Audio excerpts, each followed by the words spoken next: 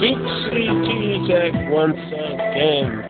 How are y'all doing this great Friday evening? I want to hear you right now. Hopefully you're out there listening. If not listening live, you know, it's like I said always, you can listen here live. Chat room, if you can't talk to me. Chat room and all that good stuff here on the Duke CT Lounge. Remember, if you every Friday night here, 6 p.m., here, live, here, what have you. You can call in with the number, dial in at 724-444-7444. Let's get the number at 724-444-7444. And the call ID to connect to me, Duke CT, is 92417. Once again, it is 92417. Thank you very much for joining me here live on the Duke CT Lounge. If it's not live, it's basically you listen to this on Blip and YouTube. And I want to say thank you for listening to me with that as well. And we have some things to discuss about. If you must know, then we're talking about the WWE latest preview offering, No Way Out, my preview and thoughts about that. And also, I'm going to be looking at some other things as well as talking about I'm going to be talking about Aries going for the gold. Going for the gold as he's trying to get his title shot for the world heavyweight title. He's supposedly going to be fighting against Robert Roode, but you never know. Things may happen. Hopefully not. I don't know what I stand about it. I might make a video about this, explain my details more after I get more, thinking about, what he has to sacrifice his X Division title or what have you. But, what's going to happen to him becoming the TNA champion, if he should become champion, should he have the championship run? Is it too early? Is it too late? I want to hear what you guys think. I don't know. But I will be talking about that as well in the show and everything else. And hopefully I'll hear your thoughts about it as well. Remember, if you are here live, you can actually talk in the chat room. If not in the chat room, well, you can always call me. Like I already said, the number is 724-444-7444. Once again, the number is 724-444-7444. And the call ID is 92417. That call ID is 92417 to connect to me live here on TalkShoe.com. And if not, I'll let you leave me a comment or what have you, what you think about it. Anyway, let me get into it. Aries, as you well know, he has been a really good X Division champion. And actually has been a long-reigning X Division champion. And he has been on match after match looking great. Versus heel, now face. Now he is supposedly the greatest man who ever lived. That's his whole thing. And he has been proving it. 9 in, 9 out. He has been, whatever he says, he is the main event. And that's what he has been doing. He has been stealing the show every chance he gets. In fact, even tweeting in one of his matches. Anyway, I have to say, I think it's a good idea for him to actually challenge now. But in my opinion, I don't think he's ready for the title. I think he needs to mix up with other guys there. I think maybe, him and Joe might have another series, what have you. What have you. Maybe Crimson, him and Crimson can actually help each other out. I think that'd be nice, because Crimson's still going. I think these guys, that could be a good feud. Personally, I want to see him in the TV title picture. Have him win the TV title, hold that championship belt for a year, and then actually him, for a while. And then, I know he's won the X Division title, but I think the TV title reign, for Aries would be really good for him. If not, I think it'd be really good. I want to hear your opinions about that as well. I think it's going to be really interesting to see where they're going to can do Aries, because they have been for better or for worse. TNA has been booking Aries pretty well. You can say about what other things about TNA. You can say a lot of things about Total Nonstop Action. But the one thing you can say is that, boy, they have booked him well. And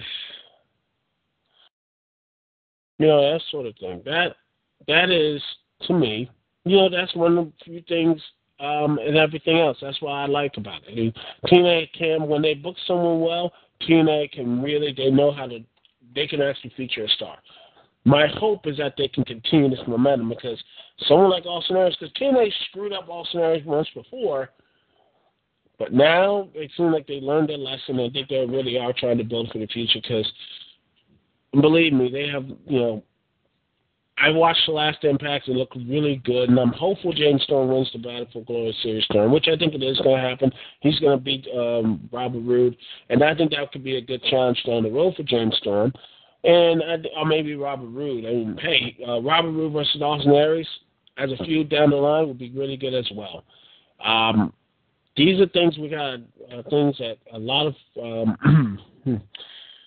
these are going to be things, interesting times for TNA. It's going to be interesting things how TNA can fix this out, not fit, but put it all together. Because when you have all these talents, what have you, Austin Aries, the Crimsons, and Robert Roodes, and all the other stuff. Because I don't think they can depend on the WWE guys anymore. Because honestly, I honestly saw that triple threat match, and I'll get more into my review with the 20th anniversary once I get my, get my button in gear and finally get my Godzilla review done, which hopefully I can get the script written down, and I will probably get it done this weekend, and everything else. Anyway, it just seems like those guys really miss a step, but honestly, it just seems like it's just, to me, it is, I think it was, hopefully that was really obvious for them, like, man, we can't depend on these guys anymore. I think basically we need to start actually building, They need to start doing some stuff. They need to start, really getting a good core together. If they don't get a good core together, they're just going to, they're going to be really back to where the WWE is in terms of their mid-card, is going to be completely broken. And it looks like they're taking steps with that since Devon is basically moving on from Robbie E. and Robbie T. And I honestly, and you know what, screw it. I'm going to ask this question. Why the hell is Robbie E. in the Battle for Glory series? Why the hell is he there? Unless he's there to basically job out and basically lose every single match he's there in. No, scratch that. That, to me, really puts the whole thing there. What has he done, Robbie E., for the past months, has done to deserve this spot? Please tell me. I would love someone to tell me how Robbie E., a guy who has basically jobbed out, a guy who has basically has lost all his matches, who has basically somehow, become the TV champion. While he was champion, he was jobbed out. While he was, wasn't even featured on months and months of Impact. He wasn't even talked about while he was TV champion. He barely was on Impact, and yet somehow he gets in. How in the hell does this guy, this loser, gets in? This Zack Ryder poser gets in. Seriously, I would love someone to tell me how does this guy get in where he has done nothing. Hell, you can blame me or what have you, or what have you making this comment, and I can't believe I'm saying this either. Garrett Bischoff makes more sense than putting Robbie E. there. Seriously, Garrett Bischoff makes more sense because he has, for lack of a better word, has had more success than Robbie E. has in the moment. He did win. He did get the winning pinfall at Lockdown. So, and he has been doing, well, not reasonably good in the ring, but I don't know. It just really bothers me. I mean, seriously, how the hell can, when you look at these, to me, when I look at the Bound for Glory series, or any type of Bound for Glory series and everything else, is when you have it, it should be the best of the best of the best. Like up-and-comers, former main eventers, up-and-comers, and what have you. Robbie E., to me, is like that permanent jobber that doesn't need to have, that permanent jobber who will probably never get over. And I don't know how. I still have no idea why in the world this guy, who honestly has no real talent, I mean, the only talent he has is somehow duping everybody in the back that he actually has talent. I mean, seriously, dude cannot. I'm not saying, maybe because he's a heel or whatever, but I just don't care about him. I have just apathy when I look in the ring. And when he wrestles, dude, I'm sorry. I don't care. It looks like, but back in the day, this is not 1980s or anything else. You need to show some skill, something. I mean, Ring of Honor has clear-cut heels, and they actually show some, they show competency in the ring. Not this prick. But I mean, and it just boggles my mind. But yet, this guy is a two-time X Division champion and a one-time TV champion, and yet he has no real any type of staying power. If he basically disappeared from the wrestling landscape, he retired. Would anyone really remember him? Would anyone really say, "Wow, this guy was great"? No, they look at him as like, "Oh, he was that Jersey Shore trying to be hardcore, that Jersey Shore Zack Ryder ripoff guy." Seriously, I don't know. Maybe that's just me. Anyway, I went off on a Robbie E tangent. I'm sorry.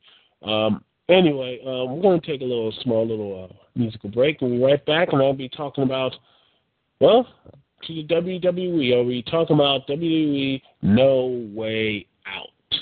We'll be right back here on the Duke CT Lounge.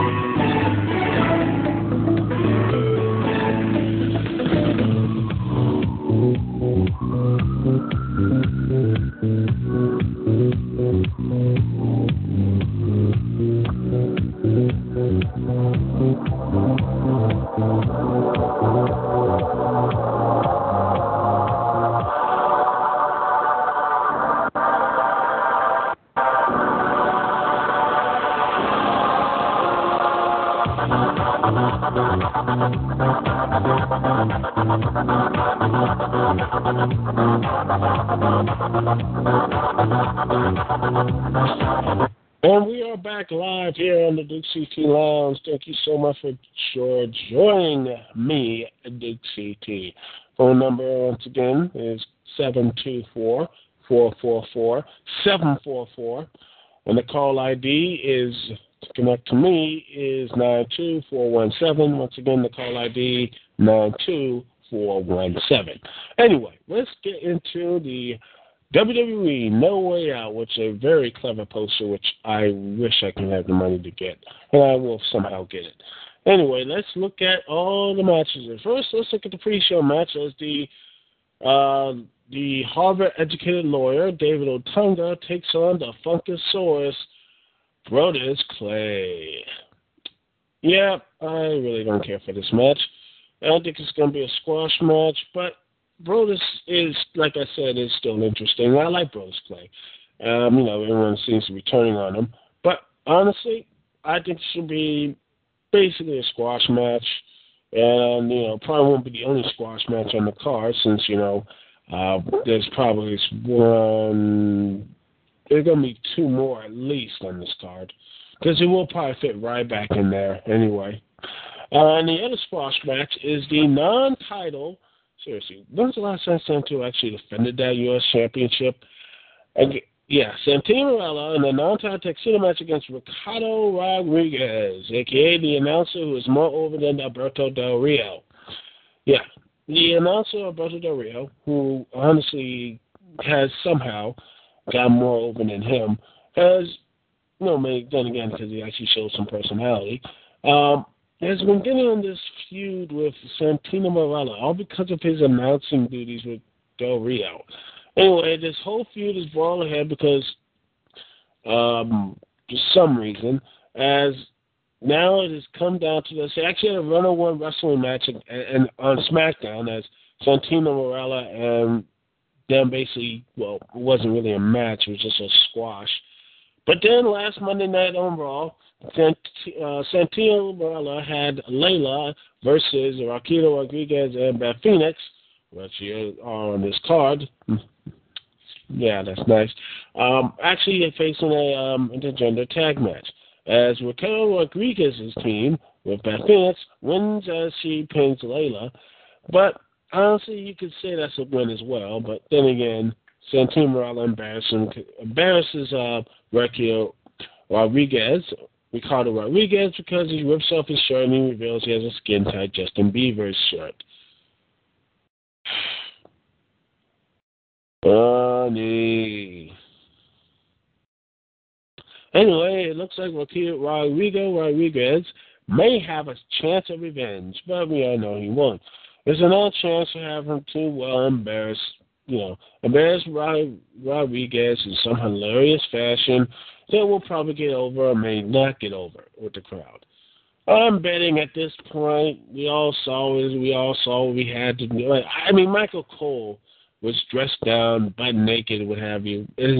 Wasn't butt naked, but in his boxers, fighting against Cena like a couple weeks ago. So they're probably the same thing and thinking it's funny because it's Rodriguez and he's going to be in his, we might have like some type of diaper or some type of boxers or underoos. I don't know. They'll probably do something stupid like that and the crowd will probably eat it up, or maybe the crowd will just look at it as most people will look at it. It's just tiring crap, and, well, most people won't even care for it.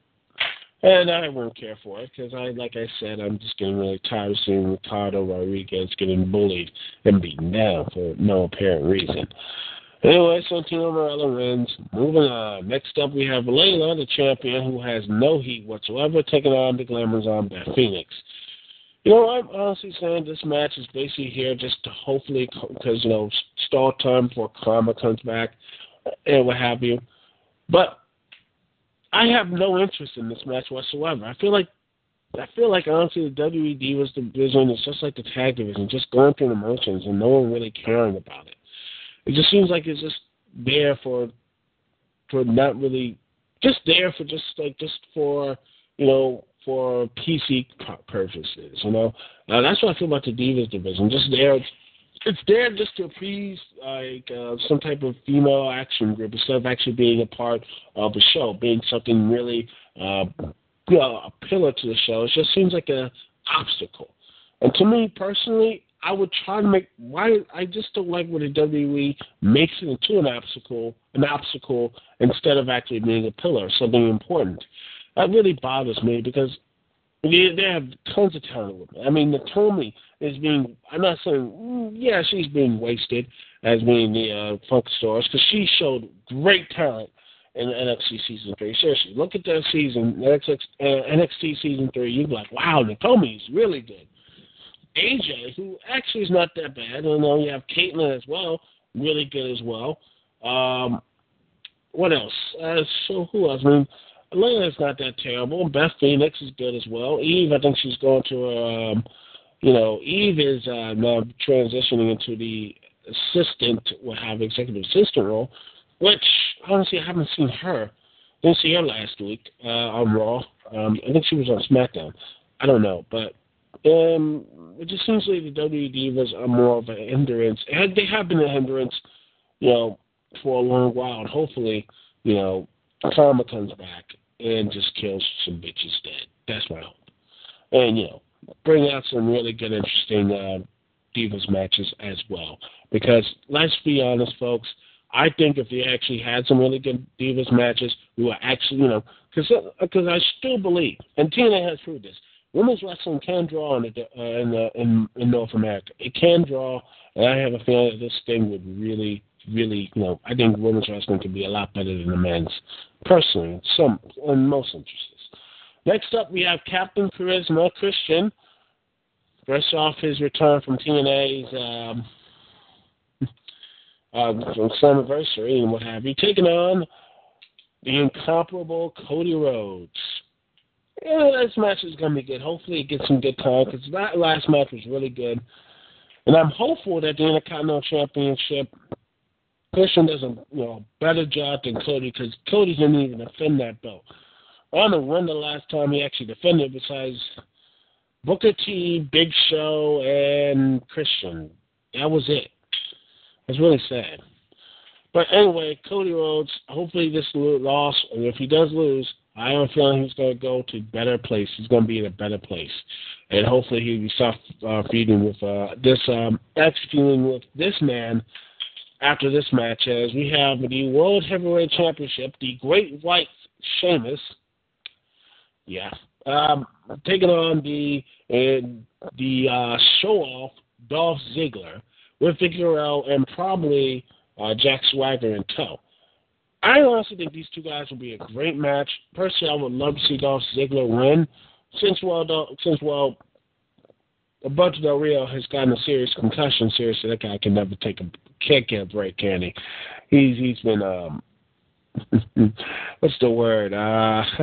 He has been in very bad luck. Alberto Del Rio has had seriously the worst luck he can have in the WWE. Him not only injuring his groin injury, but his forced WWE title reigns. He has not really, and there's not really any type of connection to the crowd. It's really sad. He never had any real connection to the crowd. And speaking of connections to the crowd, Sheamus I think he's finally getting some connection, after that WrestleMania fiasco. But hopefully, I think Sheamus has a good dominant reign as well. But, hope he does have a good reign, but I think Dolph Ziggler really needs this victory, but he won't. Sheamus is going to win. The triple threat match for the WWE Championship. The voice of the voiceless, CM Punk, will take on the man of the yes, Daniel Bryan. No. Yes. yes. Daniel Bryan taking on the Big Red Machine, Kane. Okay. Honestly, I have not much to say here because AJ's basically going to do something crazy. Something. I think it's either going to have CM Punk retain, Kane get the championship, or it was all part of their plan as AJ was scoring everyone just to give Daniel Bryan his WWE championship. That sort of thing, which I think would be more apropos. But honestly, I think CM Punk chasing the belt is more interesting than him holding the belt. Because honestly, I think 200 days is probably a good length for him being champion. He's been champion since Survivor Series. I think, dropping the belt to Daniel Bryan, dropping the belt to Daniel Bryan would not be the worst thing in the world. Have Daniel Bryan have a 2 or 3 month or 4 month reign with the WWE title would be really nice. Let's just hope. Then we get to our main event, so let's all be real. Let's all be real. John Cena, this will be the main event, ladies and gentlemen. John Cena will face The Big Show in a steel cage. And if Big Show loses, John Laurinaitis will be fired. And honestly, who really cares about this match? I don't care about this match. I honestly am sick of either of these two. Nothing against them personally, because the Big Show is, I mean, I've been entertaining him over the years. But let's all be honest. I just don't, I mean, and same as Cena, but it just seems like they were trying to fit this with Brock Lesnar, and then they just said, hey, we have Big Show. I mean, even though he's completely irrelevant, the crowd just, barely mildly likes or dislikes him. They just put him in Brock's spot. That's the problem. And I really wish they tried to do something interesting and different. But, we're going to have Big Show versus John Cena for the 5,000th time, and I don't think this match is going to be any good. And John Cena's just going to be a main event. We'll have some type of twist involved, have Cena, come out and probably about to win, and Brock Lesnar will show up and maybe do a tap dance or something, distract Cena, and just, John Lillard, will pick up the victory, what have you. That's what's probably going to happen. I just can't believe this. This is beyond stupid. But in the end, people, this is what we get because the WWE doesn't really care for it. They do not care about true building up in the mid-card. They are just throwing in that lot with a guy who should be off television, John Cena, not for only personal reasons, because of his divorce and whatnot, but I think the people would actually benefit because people are tired of it. They're like, we need something new and fresh and different. And Big Show, seriously, Big Show, he hasn't been really relevant, not since 99. No, he's been relevant for these years. Personally, I think his relevancy stopped at 2010, personally. And honestly, I'm just and trust me, the people have been sick of both of them for a good long while. And I honestly think maybe a long wrestling show would be worth it. Maybe the next match will have John Cena versus Big Show, and the loser, has, John Cena loses, he's fired, and Big Show loses, he loses his huge contract, which just makes no sense. He'll probably put that up in the match. I don't know. And then he'll turn face again. I have no idea. It just bothers me. Anyway, that's going to be my, that's it for me, talking about No Way Out. And, well, that's probably going to be it for me, talking about like I said, talking about No Way Out, because, honestly, my final thoughts of this pay-per-view, it's going to suck. Seriously, this pay-per-view is going to be terrible. And not only kind of the Triple H 2-hour-long promo, and I like Triple H, but jeez Louise, get to the point with his promos. I mean, seriously, Bobby Roode can do that half the time. 5 minutes in, 5 minutes out. Talk about his point, get in, get out. But that's what's going to happen. He's going to have a 5-hour promo, and we're going to have to take it. Anyway, thank you all for joining me here on the Duke CT Lounge. Thank you so much. Anyway, it's Duke CT here. Peace and love. I'll see y'all when I see y'all later.